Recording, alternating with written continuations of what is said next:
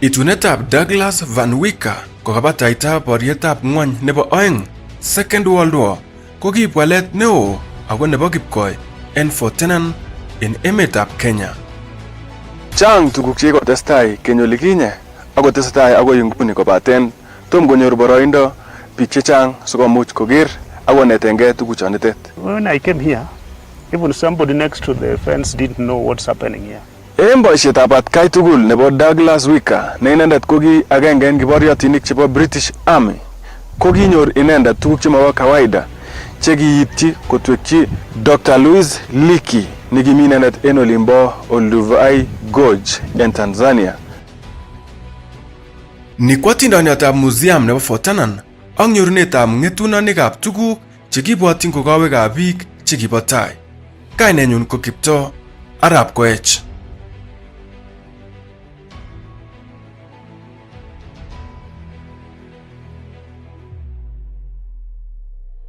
En magetab anai missing akobo niton ko kianam sabarit kong'eten Kericho akoi taonitab Fort Ternan nemiten cherongo nebo taonitab Kericho, kot neking'ote ng'atutik nebo Kipkelion West.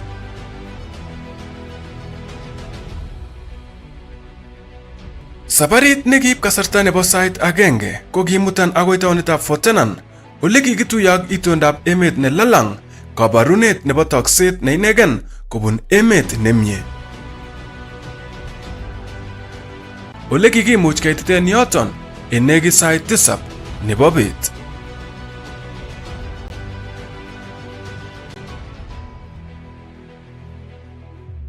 Jared Malaki Tuda ko ribindetab museum kong'eten gei koit inendet en kenyitab 2012.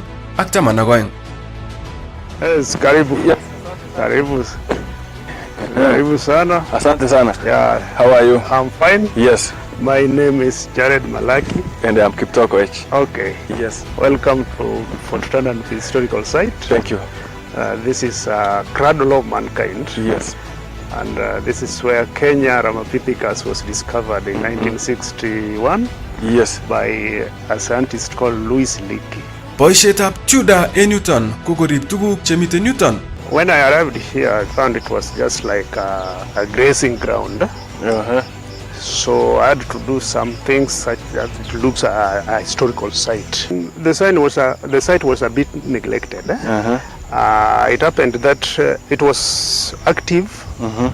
Then the museums thought of maybe revamp the site and let it to become active again. Uh-huh. So that is when they brought me. Uh-huh. And I've achieved so many things. We have fence all round. Uh-huh. The site is of 35 acres. Mm-hmm. The whole area covered by the museum. The museum is 35 acres. Mm-hmm. It's now well fenced. Mm-hmm. And after that, we constructed the latrine there. Mm-hmm. By county government of Kericho, they help us a lot. Mm-hmm. And then they constructed this what we call a shade, okay, where when we receive visitors, we can show them what we have or what the site contains. I've said this is archaeological sites. Yes. We are mostly concerned with the archaeological work. Yes. That means most of our artifacts are fossils, the remains of animals and plants. Yes. Which are discovered here. Mm-hmm. So as you see, these are not stones, they are not rocks, they are not any objects, but they are fossils. They are remains of animals and plants. And you can even see the skull. And that's the skull. But this is not the skull of Kenya Ramapithecus. This is a Cro-Magnon man. Okay. Kenya Ramapithecus was taken to Nairobi, I think, because of that land clashes which happened here. But this one was discovered later on in 2016 by a scientist from America called Yes, here. Yeah. So after that, when I was here, I refused anything discovered here must remain here. Even to the excavation site, yes, you will still see some remains which are not yet excavated. Those were still in the rock, okay, waiting to be excavated. That's why what I mean by the site is still alive, and most activities is still happening here. So like these ones now, I could presume this is a rock. Yeah.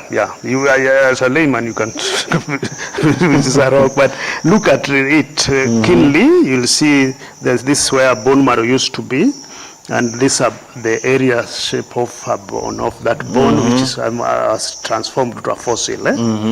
And see, because we get them from the rock, you see the rock part of it. Okay, yes. So this is the fossil itself. Okay. Yeah. Okay. And this is now we are demonstrating how remains transform to different categories with time. Like when an animal dies, the flesh decays, and what remains is the fossils, the bone. You see the bones. Now this one is, you can still say it's a bone seed. But after a period, it transformed to a fossil state. Okay. You see. Okay. This also could take time, then it transformed to a mineral state. Yeah, that is some transformation. It depends with the period it has been underneath. Yes. This is a mineral called obsidians. It's obsidians. Okay. Which is they're mostly copper-like. Okay. Yeah. So at once a time it was a remain of an animal. Yeah. Okay. Now I understand the early man which was discovered, the fossil of a man which was discovered there was dated to 1 million years. Yes. Has this one been dated? Yeah, of course, when they excavated it, they did some scientific analysis and they documented it. It is dated around 10,000 years ago, and that is when Cro-Magnon man was on the earth. Okay. Yeah, and still you can see by observation that the skull is different from us today. Yeah. Look at the eye sockets. Eye sockets. It has such kind of wide eye sockets, which provides a very sharp eyesight. Then suppose you look at the molars. We were lucky to get molars. The molars here are very small, very tough and very sharp, which means the guy used to chew some not properly cooked food. Okay, raw foods. Then when you analyze the brain capacity here, you'll find that it had a very small brain capacity compared to us. That means now you are investigating his intelligence, his creativity, and his innovativeness, which means the more you think, the more your cranium capacity increases. It had only 450 cc, that is cubic centimeters. What about us today? We call ourselves Homo sapien sapien. Our cranium capacity is almost 1,500 cc. Because compared to this. Okay. Yeah. Okay. So that this just by analysis through observation. But there is a scientific way of analyze any remains, like there's chemical dating, fusion track dating, stratigraphy. Do you still use carbon dating? Carbon dating is old method. So, which is the current efficient one is called radiometric dating. Okay. Yeah. It's more efficient, and also it gives the exact dates. Okay. And the features. Okay. Yes. Now, I can see you also have some traditional... These are cultural artifacts. Yes, cultural artifacts. And you know, we have two types of artifacts. We have ecofacts, which are natural artifacts, those ones are. Yes. And we have cultural artifacts, whereby they are full of our cultural values. If we want to know where we came from, we have to study our cultural artifacts.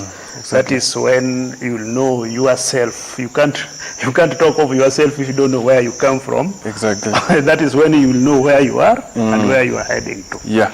So our cultural artifacts are very important for us to know where we came from, and that will make us understand well where we are. So we can't throw them away. We have to conserve them we have to document them and exhibit them. We have started collection in Kalenjin community. Because for this one, I'm very much Yes. conversant with it. It's called kisiat. Kisiat, yes, that's Yeah. our plates Yeah, for ugali. yeah, ugali mostly. But do you know the difference between this and the current one we are using? The artificial one. The artificial one. Maybe because it has a modern way of keeping food warm. No, that is not the important part of it. This one is a chemical free. Oh, okay. Because it's a natural thing. It's something being made out of plants. Yes. But exactly. the one we are using today is full of chemicals because it's industrially manufactured. That is the difference between this and the major difference. And that is why, I think that's why our forefathers used to live long. Because they were using natural things, they were using with their plates were natural and everything. So see what, see. And do you know this? Do you know the meaning of this? Beads. Beads. Do you know their significance? For beauty? Not for beauty. Have you married? Yes. How did you find your wife? I just approached You her. met in the market? Yes. Or in a college? Now, before this our time, when it's time for you to marry, a lady would be identified somewhere. And you will maybe negotiate a bit. then you After do official booking. you have accepted, with a book now. So it works the same as these rings, which Exactly, okay. but this is for booking. Okay. So whenever I meet a lady wearing this, I know that is a book. That's booked. It I is don't gone. have. I don't have. But you can still challenge. No. It is not yet officially. That challenge is for you today, but that time if you have respect. People have respect. And then the red one. Then the red one, the day you'll take her.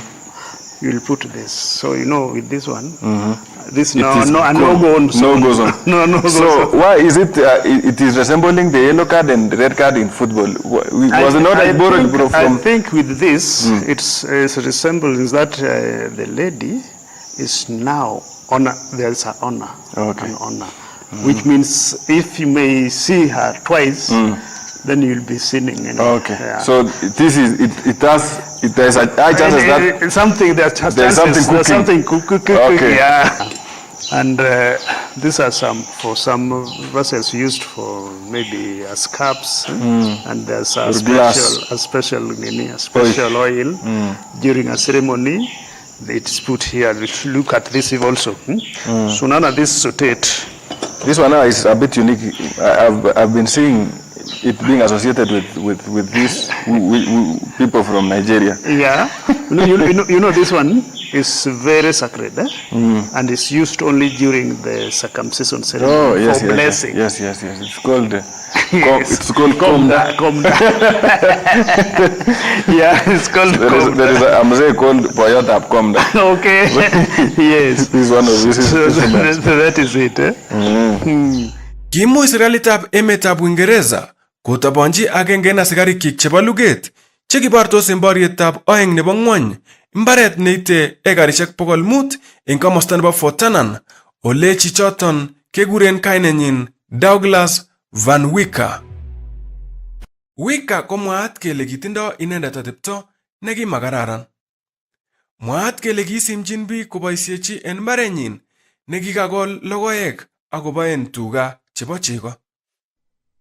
Grace Langat ak Julius Langat ko meng'ikab Fort Ternan koboch en sikenywan. Kikisikyon olito. Okay. Mbaret nekibore Chepkitar. Ane ko kikiyochi kasit chumbek netai nono. Douglas Wicker ko nganda kitokimengech kidogo ko kikikas history nenyinet. Ko history nenyinet ko kimi koroni koboisie ak biik en koroni ako boisien biik ine lazima akot keringet nekikabal en yu ko kibole kolosimisone biik asikobit koyai biik kasit en yoto. Kiker Wicker en konang'ung? Kyoker en tamirmiron mane. Kyoker ine kotoming'in kole. Amun kicham kebwone kimiten chechok chekimiten ireu kemwowech en koroni kele matakityeche ine sana. Kingotityache. ko ngalek. Kainet ko Julius Langat amengindetab yuto. Eng sangutab kot nekibortoen tuguk chemiten en museum, komiten kebeberta nekibwotyin kokikitupchi biik chechang chetuen chekiesho teksetab oretab karitab maat nekibune yemalo en yuton. Makinai bichoton any amun kingekose kityo kele kakobit keririsiek akot agenge ko nemiten ireu. So komiten yon bitet yon alak nekit tisab en ireu. So komokingen any kele kibunu ano bichu amun kikoroni ko kibo chumbek, so kokibwone biik konyokosire kasisiek. Komokingen any kele kingeten ano amun kitakimengech wakati noton. Lakini biik ine ko kikibar en yu kele kiborege nandiek ak chumbek. Yuto ko Fort Ternan prehistoric site nemiten en elurubege ak Fort Ternan town. Ako en kenyitab 1961 ko kimuch koit yuto Dr. Louis Leakey Bassett ole kimuch konyor inendet ngetunonik ab biik chetai en emoniton kikuren Ramapithecus. Kimuch koit Dr. Louis Seymour Bassett Leakey kong'eten emetab Tanzania ole kitesentai inendet chikilishenyin nebo archaeology en Olduvai Gorge en Tanzania. Kimiten koboto osotiondenyin Mary Douglas Leakey nemwaat kele kitupcho inendet ak Douglas Van Wicker. Kobun chikilishenyin ak ng'omnotetab archaeology ko kimuch Daktari Leakey kong'ong kole tuguk chekimiten yoton ko ng'etunonik chebo biik chekibo tai ak koyonjindos ak keretab Charles Darwin en kit nekinaak missing ko evolution theory nearoru kole kimugulmet ko kimuch kowalak itondanyin kong'eten nekiu moset agoi itondo nebo inguni ako tesetai kowalaksei ako tesaksei ng'omnotenyin. Look here, this is the first one, which is exposed now because of erosion which has been taking place. You see that? Yeah. That's that's a remain. Okay. Almost like the one you showed us. Yes. This one. This one This is actually actually and a very large one. So this one could be an elephant. You can't say unless you do some analysis. Eh? There is one here. You see that one? There's a small fragments. And then there is another one there on top of that big stone. Let me come there.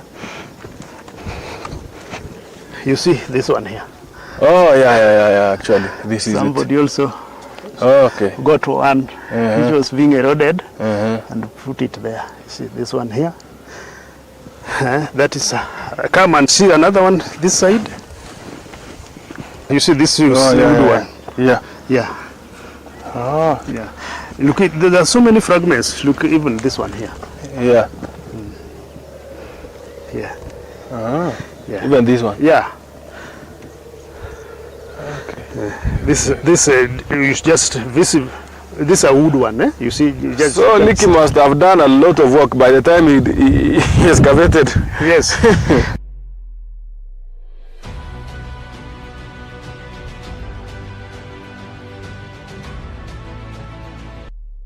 Kenyapithecus ko kainet ne inegen nekikochi Daktari Leakey ng'etunonik choto bo chito nekibo keny ne en chikilishenyin nebo orit ak nekim ko kibor kole kibo chi nekisobe eng kenyisiek milionisiek 4 chekikosirto.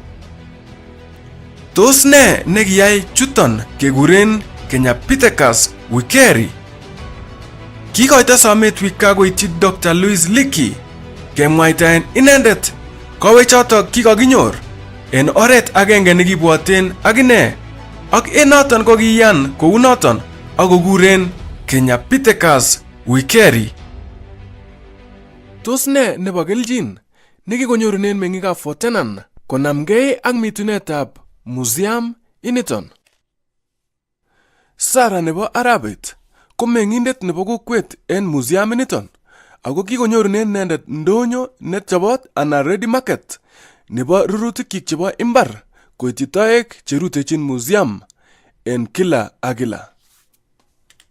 Kikotoreton abokora amun en museum ininyon kochang toek chebwone kabisa.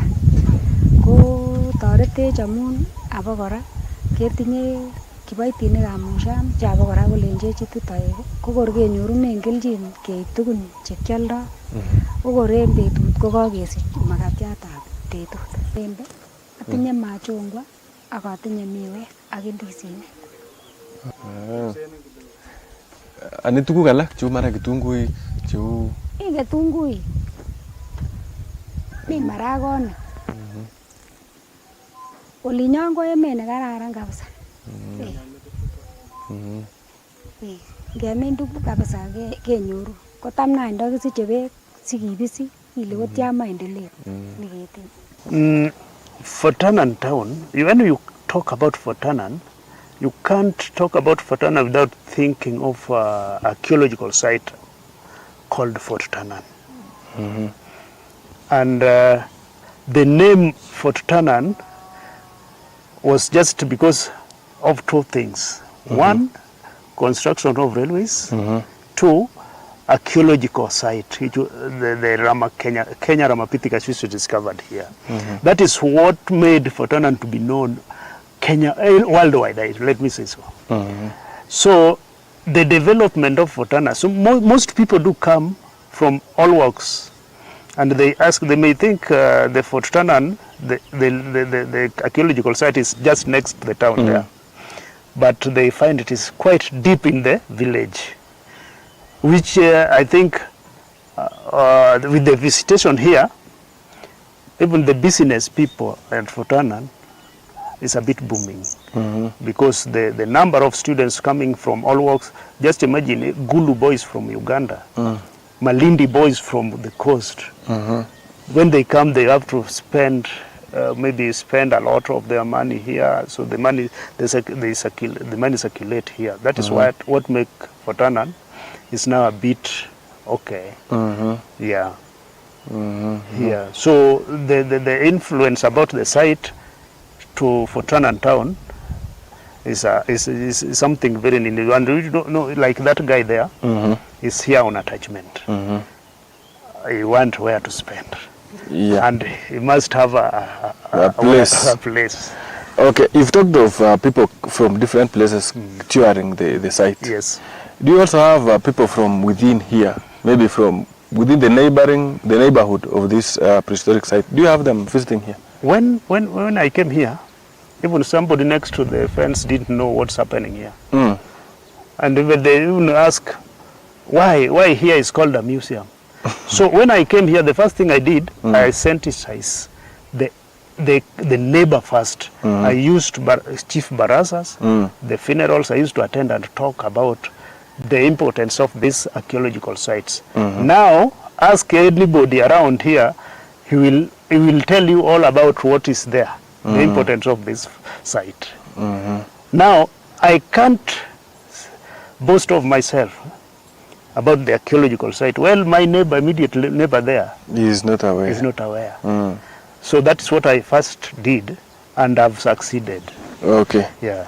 Now, are you still receiving artifacts from the community?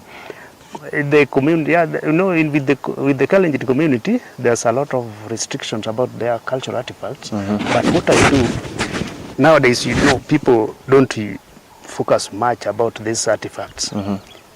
So I do ask them, if you feel you are saved now, you are no longer using these artifacts, bring them to the museum. I'll conserve them, and your history will remain there. Because here we conserve, we document, and we exhibit. So when you bring maybe a kisiet, I'll label your name. I saw you don't have burwet there. yeah, I don't have it. I'll say maybe you have donated to the site these cultural artifacts, or have acquired it through buying from you, for it to be conserved in the museum. From Bomet, people do come from Bomet, like a teacher, a lady, promised to bring me a very unique, he said what? Ingao. She said the old ones, Longet. Yes. She said his father had it, and it is just there. Nobody is using it. The father is now past tense. Oh. Yeah. Now she promised to bring for me that. I like such hat. Who is Jared? Jared is a man born in 1968, I mean, somewhere called Taranganya in Migori County, but have a land in Homa Bay County. I'm a father of 5. I went to school in different places. I went to school in around Homa Bay there to class 7. Then I came to this area. I went to school to Tunnel. Tunnel is just behind here. Then I went to St. Patrick Eaton, A level. Then I worked with the Care International before I joined the museum in 1998. I've done a lot of short courses. Especially I was very interested in archaeological work. Okay, maybe before we come to what is Care, you've talked of Care. Care was an NGO which was concerned with sanitation. Okay. And Care was sponsoring so many projects in Kenya. Okay. Yeah, it was an NGO. Yeah. Now, and then short courses. You've talked of you having done a number of short courses. Yes. That is where we were. Yeah, you can I did archaeology, applied biology, Kisumu Poly, and I've been working with very distinguished archaeologists like Kamuya Kimeu. We worked with Kamuya Kimeu huko Turkana Basin when I was still a schoolboy.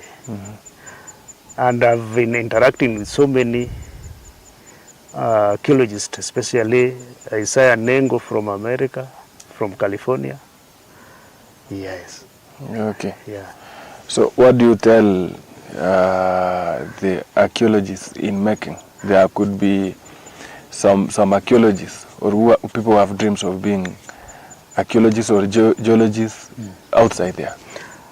I like this work. It's a very interesting work.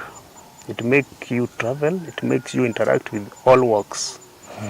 And it's only that now so many few colleges, universities in Kenya are now doing the course. In Maseno it is called Eastern Archaeology.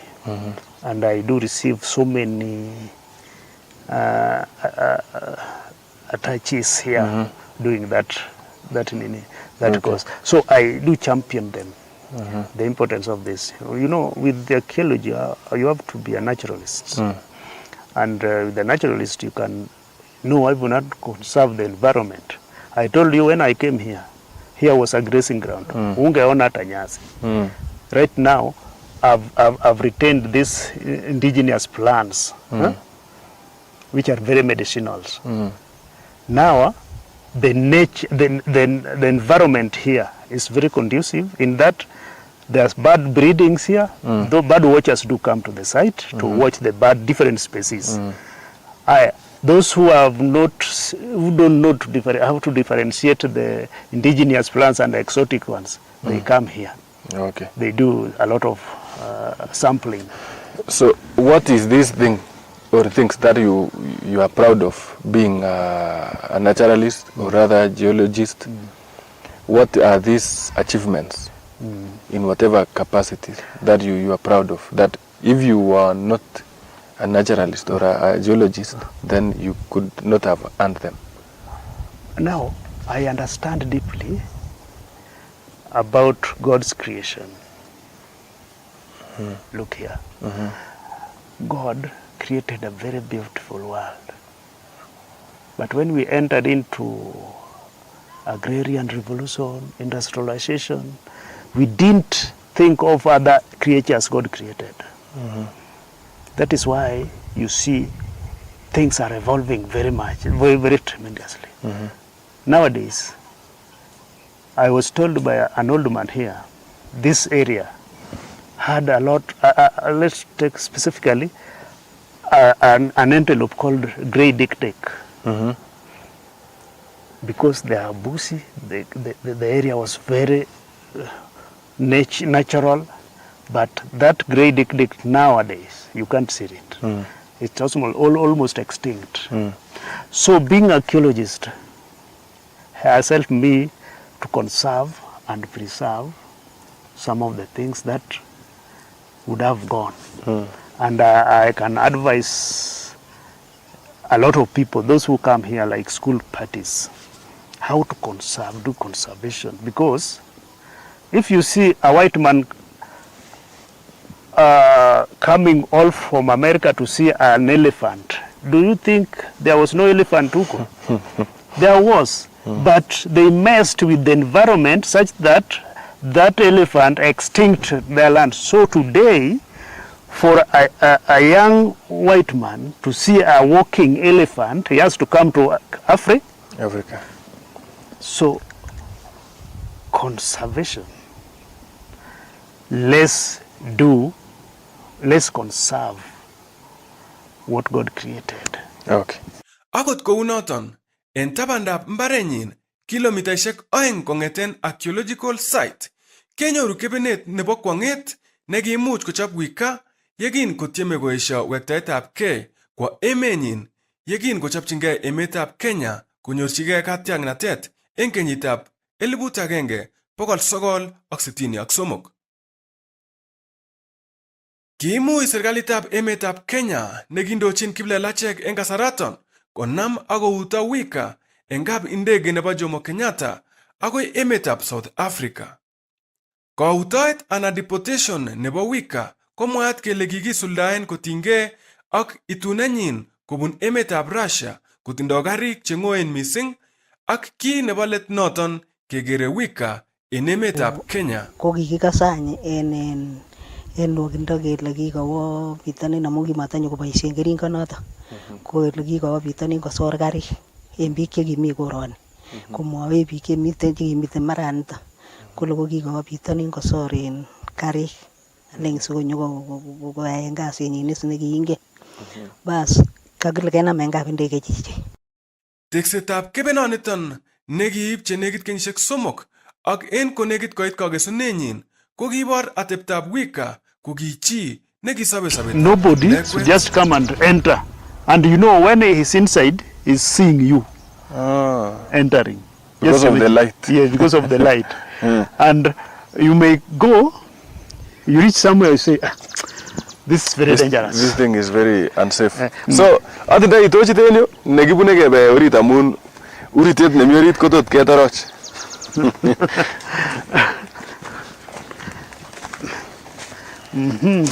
Okay, so you just come.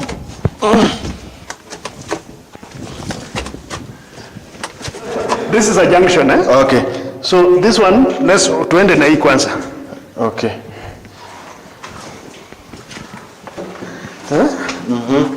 Then hapa kufika ni corner. You see?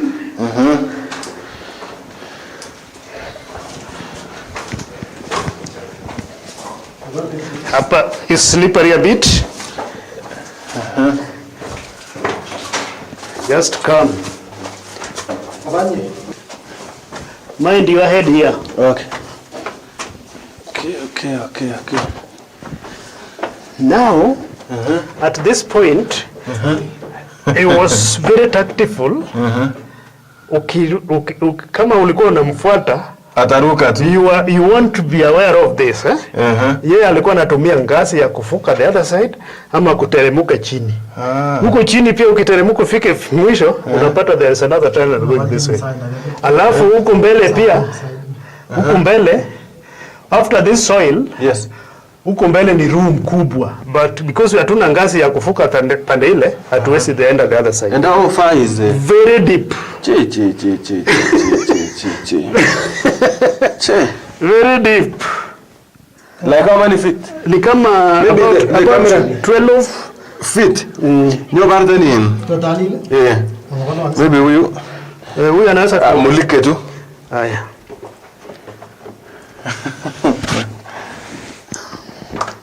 Be very careful. Acha nikushike Be hivi. careful. Unaiona? Chamuto alikuwa anaruka hivyo. Lakini alikuwa anatumia ngazi, that Okay. adjustable one. Okay. Ilikuwa kama mtego. So there is a room there. Yeah, the other side is a room and then a very wide room. Okay. So like this construction could have taken how long? It was from 1956 mpaka 1962. Very many years. Yeah.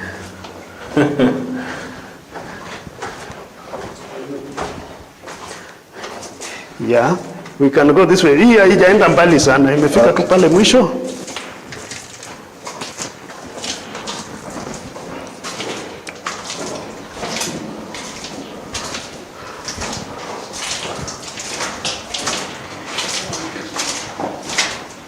Na hii maji inatoka. Hii ni unajua Hapa ni mwisho.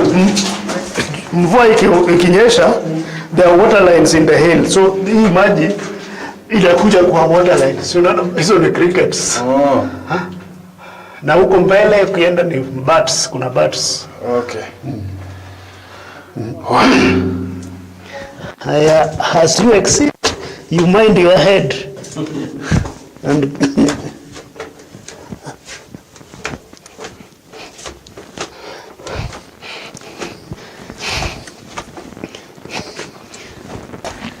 Kongeten kenyitab 1956 agoi kenyitab 1962 ko kitesetai kasit en yu neo kot missing nebo baletab kebenoni bo Mr. Wika.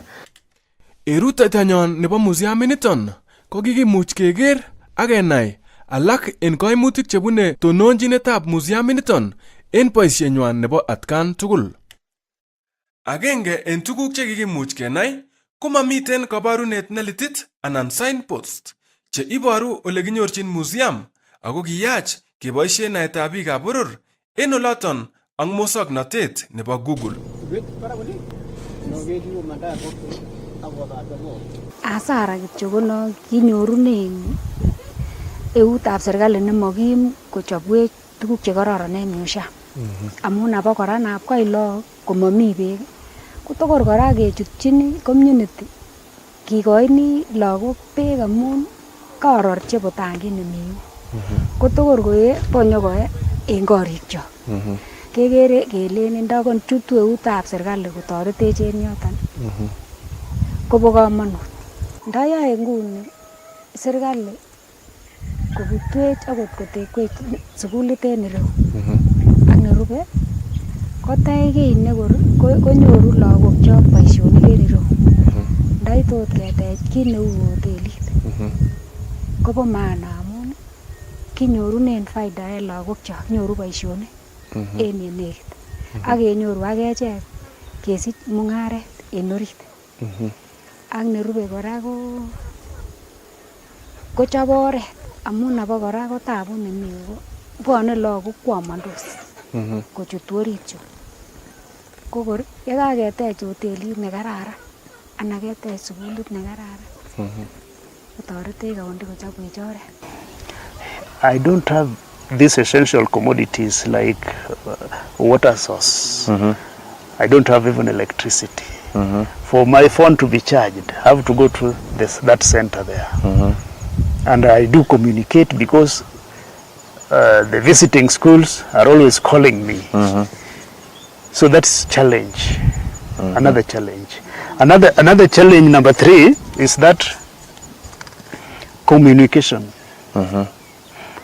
You see, I think you have come through that road. Yes. And thanks God, the county government of Keracho have now done a very bit, but not to the standard as per the name of this site. That's a very big challenge. The internal challenge here now, you see, we don't have even enough seat. Sometimes I do receive even 200 students at a go. Where there is no place to sit. Ingelikuwa vizuri if they would make this as a remembrance for our fellow Africans who died because of forced labor. You see, but unfortunately we have not recognized this. It's only some few dignitaries who used to come here during the Masuja Day. When I went to Kericho County office, tourism office, what I found there, which is they have in the Magical Kenya booklet, it's just Chagaik Dam and tea estates. They didn't even include for the cradle of mankind. They don't know they have hot spring here and a Resik cave. Kipchorean rock arts. There's a gorge in Kipchorean hapa chini. They don't know. They have not showcased those attractions. That is why we are lagging behind as Kericho County in terms of tourism. Imbaret nemiten kebenetab Wika ako inguni kuna muchichok ak tomo koib kakwautiet kibagengeitab museum ana National Museum of Kenya koboto serikalitab county nebo Kericho konyor namunetab mbaranoton akot ngandan tindo nyigisindab historia. Tuko na some snakes here. Can we find one? But right now huwa inaonekana tu asubuhi saa ile jua inachomoza. Aren't they harmful? No, most of them are not harmful. We have boomslang. Most of them are boomslangs. We have pythons. And all are harmless? Yeah, all are harmless. But we have also forest cobras, but very difficult. Always you can encounter kwa urahisi. So personally, umeona kama aina ngapi yani? Hapa kuna pafada nimeona, boomslangs nimeona, python nimeona mara mingi hapa, na forest cobras. And they are posing no threat? No threat. So apart from you talked of dick and those snakes, which are the varieties? We have jackals, the lelwort. Wengi hapa na mungus, so many species of mungus. Now we wanted to have some antelopes like impalas. But KWS walisema wesi wakatudonetia kwa sababu hatuna water source. Okay. They have come and wameona the environment, wanaona ni sawa. Hiyo wajua matawi hiyo nini itakula. Iko chakula cha nyingi. So you see this one here. Hapa ni picnic. And we want to construct Kalenjin traditional homestead huko juu. Okay. Menjo. Yes. To maintain the culture. Menjo tume map out somewhere there. Okay. Alafu ukikuja tumehost hata churches wanakujanga hapa for their sacred talks. Moments. Yes. Okay. Wanaongea hapa, kuna wengine pia wanakuja for picnics because ukiwa huko nje labda kuna a lot of distractions. Unakuwa distractions. So you need a cool environment. Hapa wakati wa jua huwezi tamani kutoka hapa. Okay. Yeah. So do you also allow, since this one now is also another thing apart from a museum, do you allow camping, tourist camping? That is the idea of this one. Okay. We allow camping and people do camp here. Alafu ukisikia hizo nini, bird watchers, they do come, most of them are from Nakuru. Wanakuja wanaona a lot of species. Okay. A lot of species of birds. Yeah. So this is Mogoyuet. Fig tree. Yeah. So hii tumefikisha tu hapa. Okay. Only we want to make this, tunataka kutengeneza viti ingine hapa ya bao. Alafu extend that njia ya Okay. kwenda huko. Okay. Yeah. Now those are some challenges. Okay. Yeah. Now, what is your call to the authorities? The authorities should recognize this site first as one of the historical site, a unique one. Especially, let's start from Kericho County government. They should invest a lot here. They would have even did some MOUs with the National Museums of Kenya, and they would have be running some business here, like to build hostel here. This land is very more than even we don't use it at all. Why don't they come up and go do some MOU with the National Museums of Kenya? Then they take part of it. When I came here, I realized that even students, pupils, young pupils to go to school, they have to be of another age. So I see with this CBC, where there's play group, PP1, PP2, I talked to the villagers. Then I told them, come on, look for somebody who can teach these young ones. You pay her or him, then our young children start school at the right age. Now I'm running a ECD here. Within the museum here.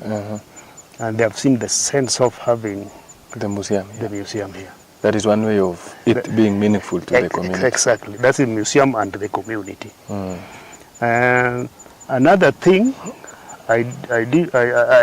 we have a good cordial relationship with the community, whereby if they have a function like maybe fundraising, this is a central place. They organize it here. Okay.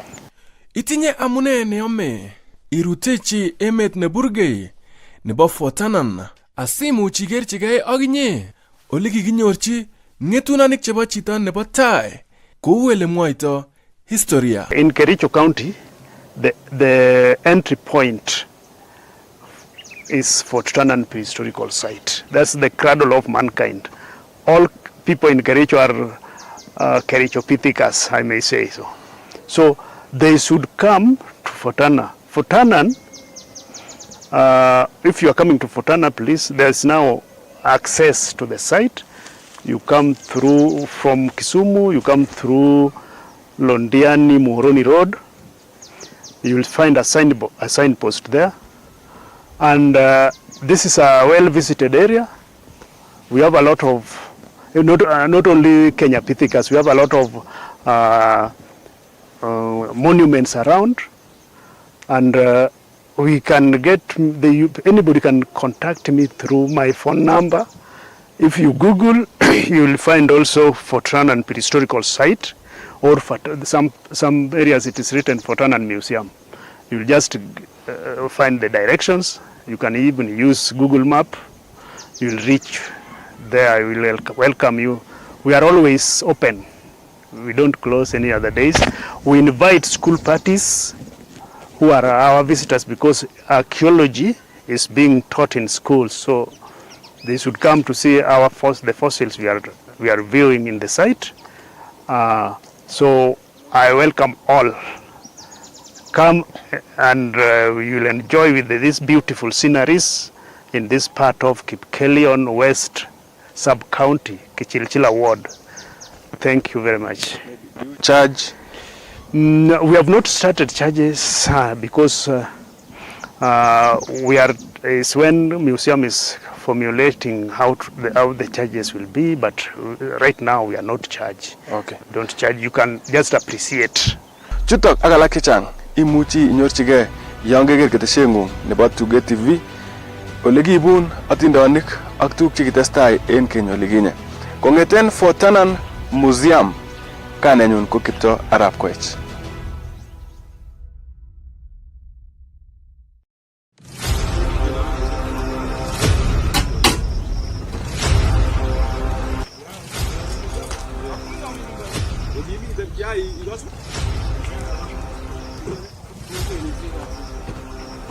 So for how long have you been here?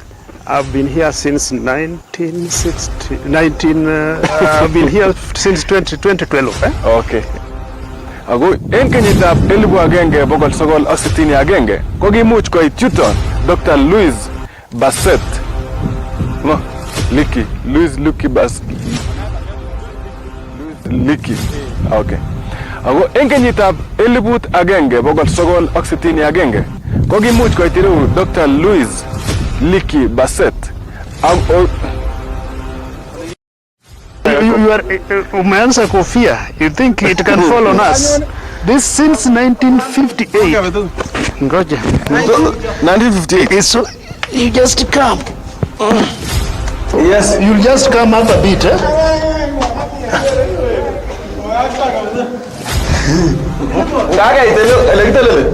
Just come and